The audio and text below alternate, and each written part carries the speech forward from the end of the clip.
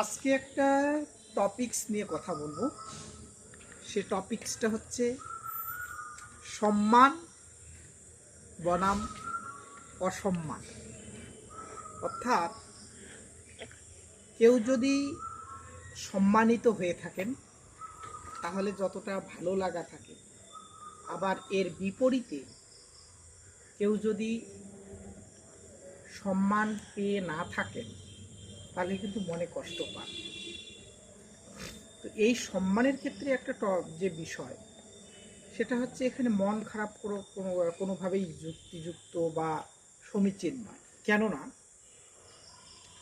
আপনি ব্যক্তি হিসেবে যে সম্মানটাটুকু পাচ্ছেন, আপনাকে মনে করতে হবে আপনি সেই সম্মানের যোগ্য।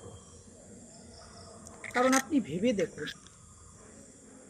আপনি পারিবারিকভাবে যদি আমি বলি যে কতটুকু সচ্ছল বা আপনার আনুষঙ্গিক যে কোনো দিক থেকে দেখবেন যে আপনার পরিবারের সাথে আপনার অন্যান্য পরিবারগুলোর সচ্ছলতার উপর নির্ভর করে একটা সম্মান বেশি কমের একটা বিষয় তৈরি হয়ে যায়। সেক্ষেত্রে আপনার যেটা ভাবা উচিত সেটা হচ্ছে আপনি যতটুকু সম্মান পাচ্ছেন আপনি সেইটুকু পাওয়ার যোগ্য। তার মানে আপনি যদি আরও বেশি সম্মান আশা করে থাকেন তাহলে আপনাকে নিজেকে সেই জায়গায় দাঁড় করাতে হবে, মন খারাপ করে লাভ নেই। তাহলে আপনি যদি মনে করে থাকেন যে আপনি তুলনামূলকভাবে অন্যের তুলনায় কম সম্মানিত হচ্ছেন বা কম সম্মান পাচ্ছেন, তাহলে এটা আপনার মনে কষ্ট নিয়ে লাভ নাই।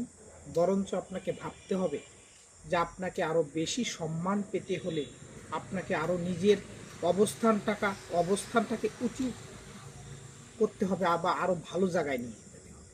তার মানে নিজের কর্মপ্রচেষ্টা এবং নিজের অবস্থানটাকে সর্বপ্রথম দাঁড় করাতে হবে। তাহলেই আপনি আপনার প্রাপ্য সম্মান পেতে সক্ষম হবেন।